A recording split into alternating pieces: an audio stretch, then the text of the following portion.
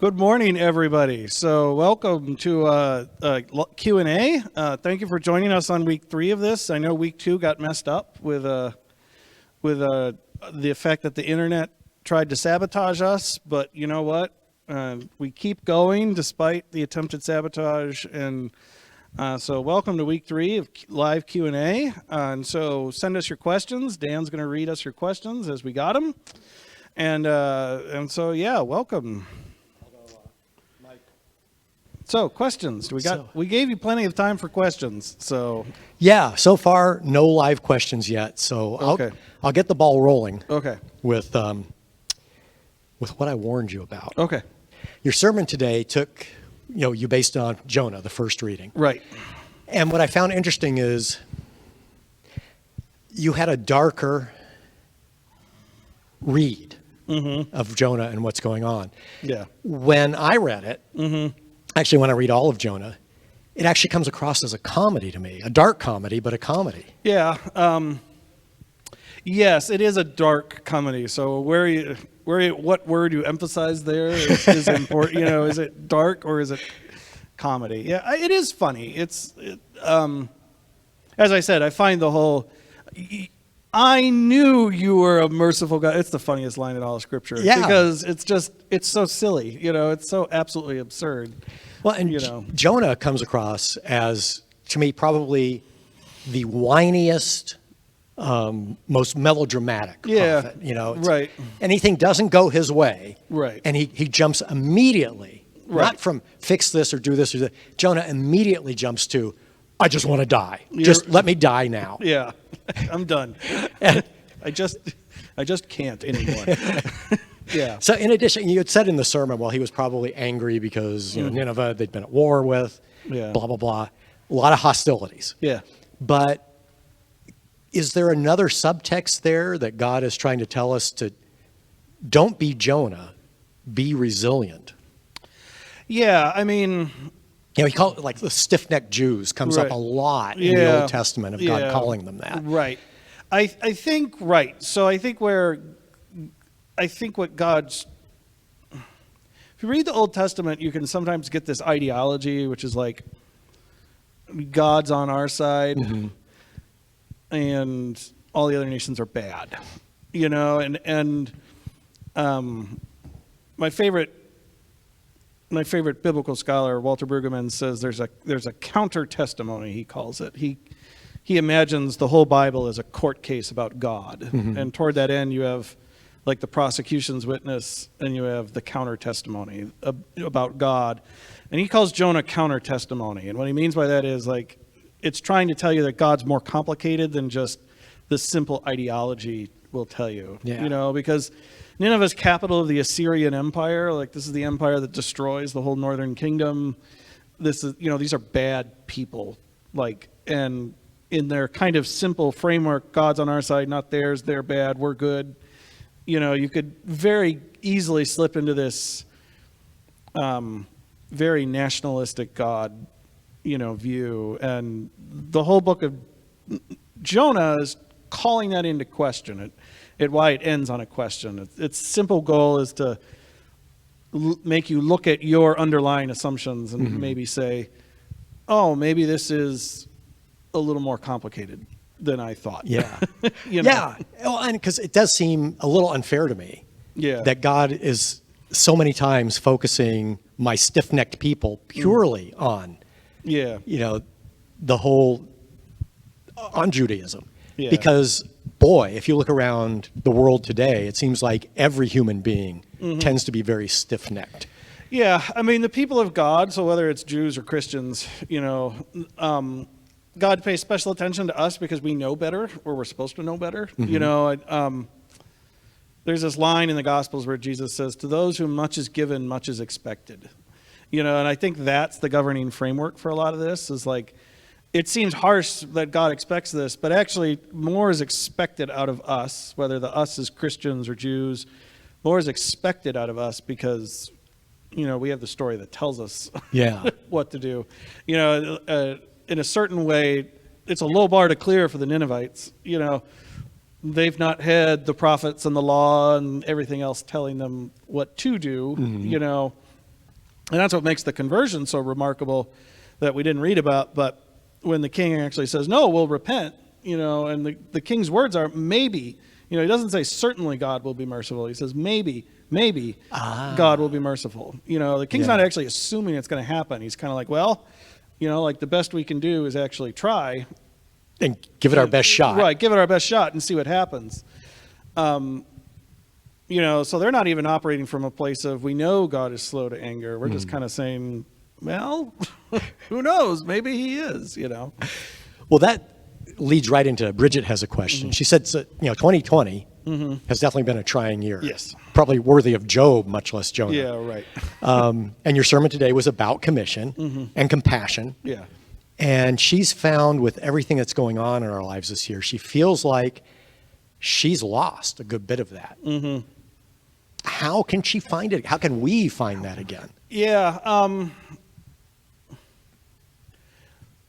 So this is my answer. This is not necessarily a universal answer, but my answer is to do the things, to go through the motions, and I think going through the motions of being a compassionate person, there's that great line in West Wing where he goes, act as if ye have faith and faith will be given to you. Act as if you have compassion and maybe you'll become compassionate.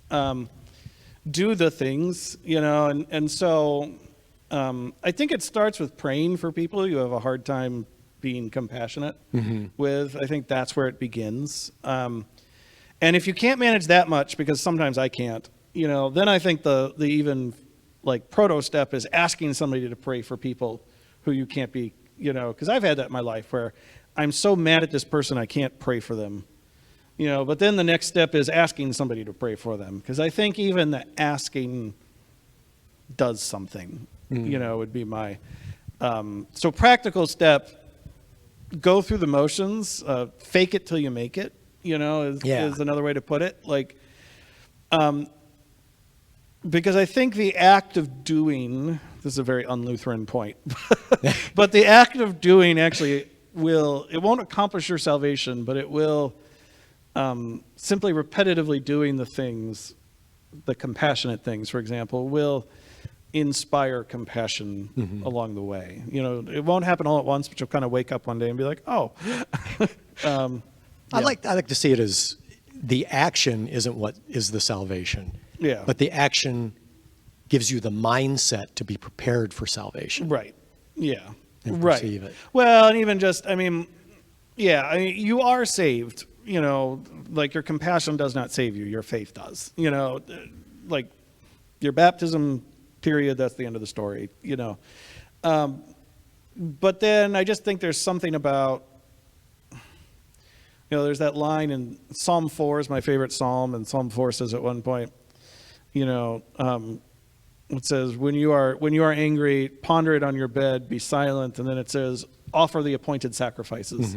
And you're kind of like, well, that's a random interjection. But I think that's actually the point. Like, that's another, like, go through the motions, do the things, Yeah.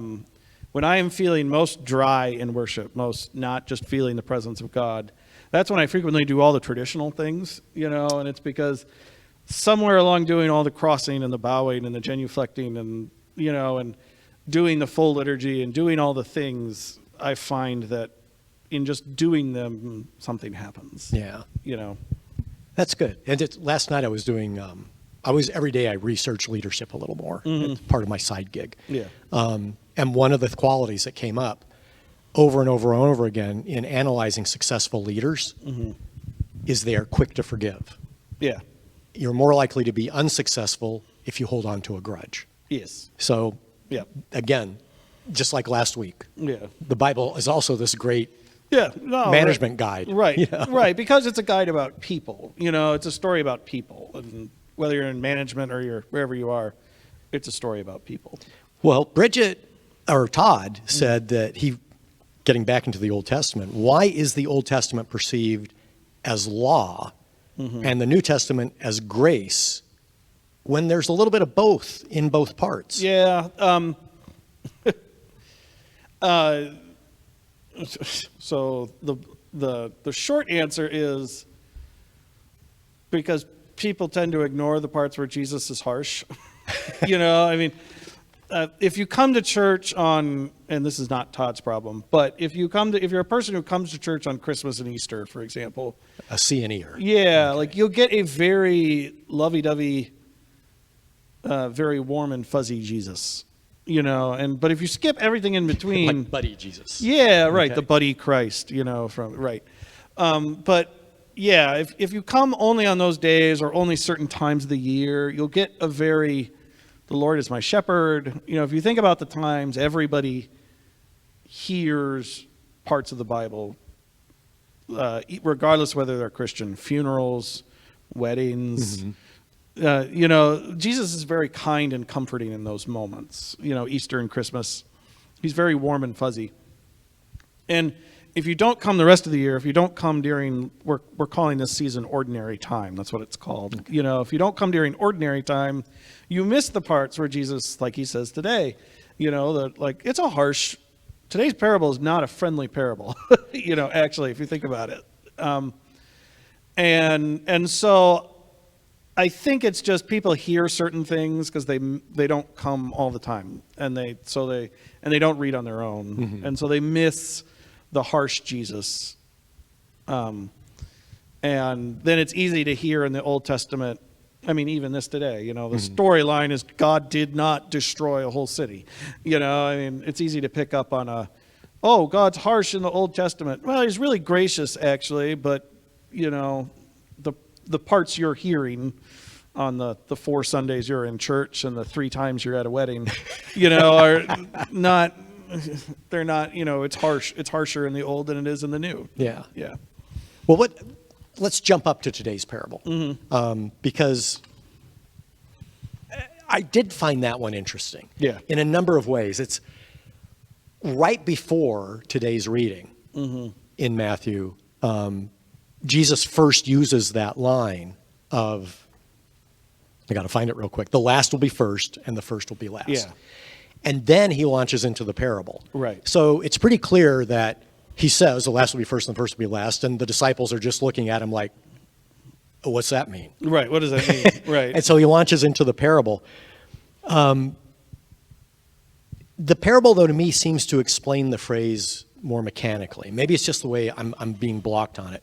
I'm having trouble seeing the spiritual meaning. I can see mechanically it means, you just pay everybody the same wage. It's my prerogative as the landowner who's paying these people. Yeah. And I can see in that regard, it's God's prerogative to just forgive everybody equally, grant grace equally. But that seems too mechanical. I mean, is there a deeper spiritual meaning to it, or is it just that simple? That we can't know God's. Mike was bringing that up, that he was taught we never see the big picture, God's big picture. Right. And is that really what this is getting at? Or? Yeah. I think it's partially, bit of biblical scholarly thing for a second. The parable itself is different than the explanation line that Jesus has at the end. Okay. And actually, if you want to technically be accurate about what scholars think, the parable was probably on its own, and Matthew tacked on that last line at the end. Okay. When he wrote the gospel. So we've got an editor at work here. Yeah, you've got an editor. And so Jesus probably told the parable, and we don't actually know what context, and what Jesus probably did, because we know this from like Middle Eastern culture, and this still works today. He probably just told the parable and then left. You got to figure it out on your own. Yeah, like it was actually meant just to here's the parable. I'm going to go eat lunch. And it was meant to, and so in that sense, you're actually not, anytime there's a clear, this is exactly what the parable means, that's a later editor probably saying, this is the church's interpretation of this parable, which is true. I want to be clear about that. The church's interpretation is true. And so that's number one. I think there's this element, number two, the spiritual aspect of it. It seems mechanical if we get caught up on the fairness part of the whole story, you know, and that's our natural instinct, is to be like, oh, this is a story about fairness and God's not fair, and you know, and if we expect a fair God, then we've got the wrong God. That's all true, but it does seem very mechanical at that point.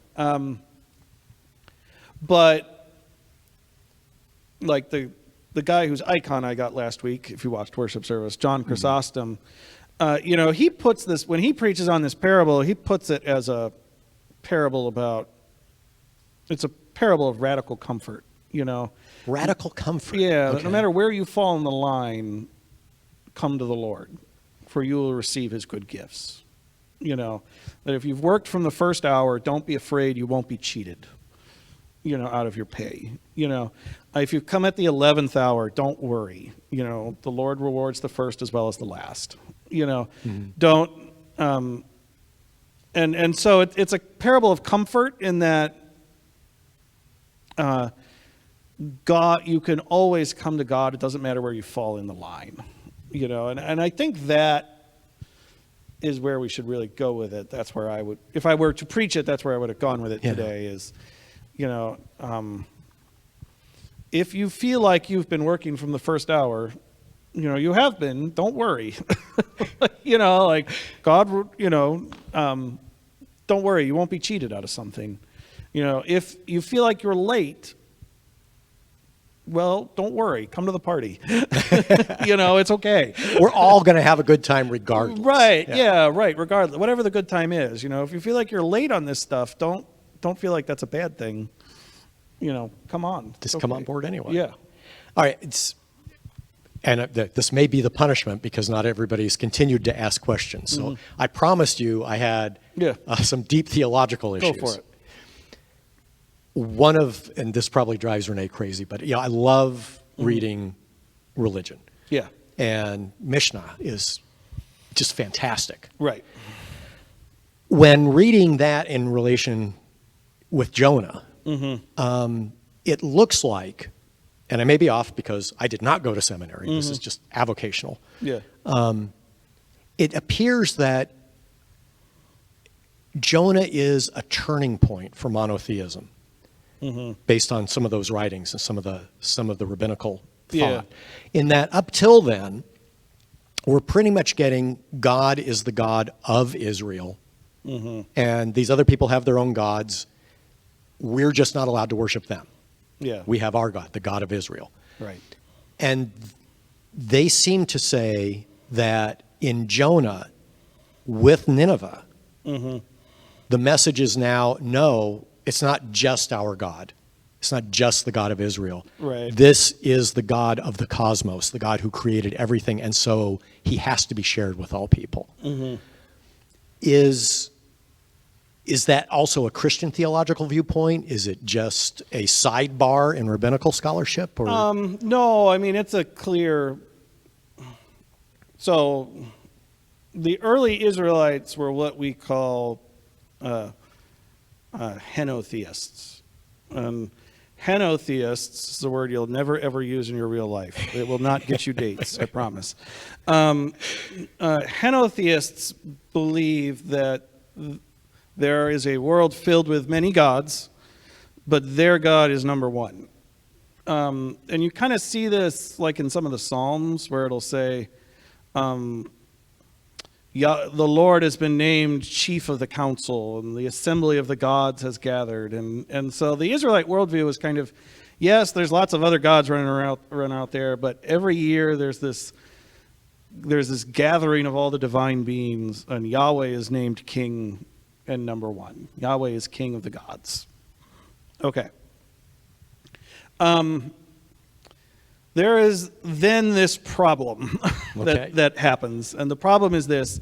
In the ancient world, if you lost in battle, it meant your God lost. That's why you lost. So it was tied to your God. Yeah, right. If there was a war and between two nations, what was really going on was your two gods were fighting, and you were kind of along for the ride. So that's part of the point in Exodus. Right. With so Moses... Right. You know, and the staff eating the staffs of the Egyptian Right. priests. So this is what's going on in Exodus is in the early worldview, in the early Israelite worldview, they kind of thought of that as Yahweh is king. The gods of Egypt, including Pharaoh, are in rebellion against Yahweh. They're rebellious vassals. They're rebellious citizens, and Yahweh is coming to restore law and order. Even amidst the divine. Yeah, even amidst the divine, he's coming to show the rebels who's boss. Like, I am king, and this is why I am king. Okay. This gets to a problem, though. If you believe this, then eventually Israel is conquered by the kingdom of Babylon, right? Right. In 576 BC, Babylon destroys the entire city of Jerusalem. The king is carted off. The temple's destroyed. Anybody who's important is wheeled off to Babylon. Everything's gone. This presents a theological problem that you can actually kind of trace in the Old Testament is, well, does that mean Yahweh lost? Does that mean the Lord lost the battle? And whoever the chief Syrian god Marduk is his right. Marduk is his name. Does that mean Marduk is number one? And so the Israelites chew on that one for a bit, and where they kind of come out, and you can see this in the book of Isaiah, in the later chapters of the book of Isaiah. This is why Isaiah starts saying, there is no other gods but the Lord. Their answer to that question is, no, we were wrong about that. There is only our God. That's the answer they come to. And then Jonah is kind of like developing the implications of that belief. If there is no other God but ours, what does that mean about our enemy, Nineveh? And then Jonah's a story about tracing the development of that belief. Does that make sense? It makes a lot of sense. And it does. It takes it from that, from simple, theological storytelling. Yeah. It now gives me an anchor. Right. Because when you do casually just read the Old Testament, you do get this sense that, like the story of Exodus, there is this implication throughout the telling of Exodus that, no, these other gods exist. Right. We're just saying that our God's stronger. That's right. all. And again, early Israelite belief thought that, and they thought the problem and what was causing everything to, this is why there's 10 plagues, because the Egyptian gods are in rebellion against Yahweh, it's literally causing creation to go crazy. So it's like reality is kind of right. Reality is cracking at the seams because you're oppressing Yahweh's people. Like you're in violation of the natural order. Pharaoh's actually undoing creation by being in rebellion to Yahweh. And that's why you get 10 plagues, and that's why they progressively get worse, because the more he gets resistant, the more they rebel, and everybody's lost, and you're no longer paying attention. That's a ton more interesting than Charlton Heston. Yes, just kinda, it is. It is, right. That whole, it is far more interesting, yes. Well, we still don't have any other questions, so I guess we have time for one more? Yeah. And you have to one more.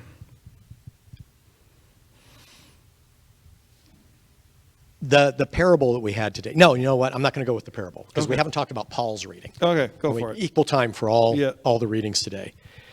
And so it's a bit of a shifting of gears. Because, we've had Jonah whining about anything going wrong. We have the all-day workers whining about not getting paid the same as the folks who come in at the last hour. Yeah.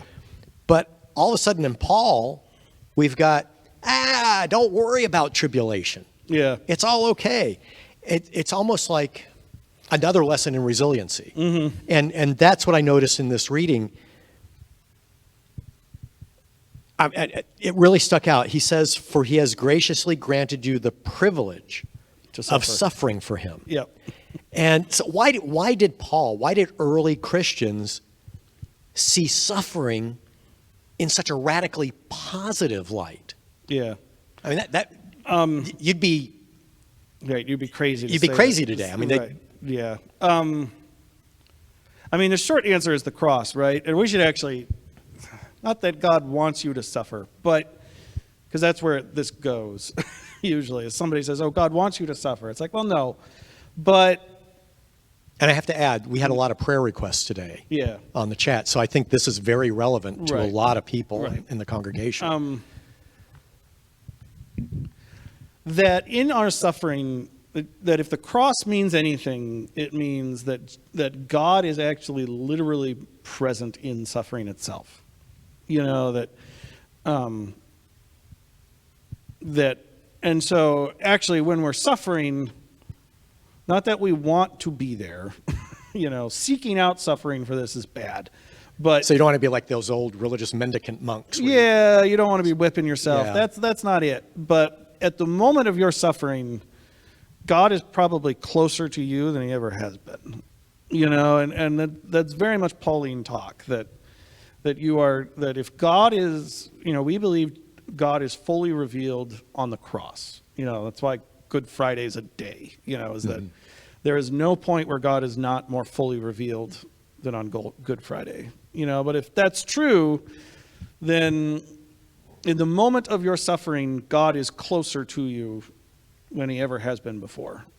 You know, and that's fundamentally good news, right? You know, it's not happy news, it's not easy news, you know, but it's good news. The very power of life itself is right there. I think that's good news. And so, yeah, and so that's why it's a privilege, you know, as he says. So why did that attitude seem so much stronger with these first Christians? How did we come to lose that kind of really deep faith? Yeah, I don't think we've lost it, or not every Christian has lost it. This is a mentality my former congregation got pretty easy. Places that are suffering get this. You know, like, I think what it actually is we are so very far removed from suffering in so many ways in our social location. That's not that you don't suffer, you do. Yeah. But we either ignore it or we do this great thing where we all say, oh, I'm fine, right? You know, everybody's okay. My former congregation, nobody could say they were okay. It was just silly to say, you know? I mean, but when you can't say that anymore, you can be a lot more honest about where God is. You know, it's a lot easier. And so if you go to places today that are actually in poverty, in suffering, you know, go down to First English and actually worship at First English. Don't just go to breakfast. I give you permission to stay down there for worship, you know. If you do, you will see a lot of people more comfortable with talking about God in suffering, you know. And again, not that suffering's good. Nobody would dare say it's good to suffer. But our wealth and our privilege in this place, in Hilliard, you know, and I know none of us think of ourselves as particularly wealthy, but comparatively we really are, you know, allow us to mask and try and distance ourselves from suffering. And we try very hard to distance ourselves from that. You know, we try very hard. Yeah, we don't want to acknowledge it. No, we don't. You know, even our own suffering. I mean, it's just, I've had many times where I've, you know, bumped into somebody and, hey, how you doing? Fine. Right.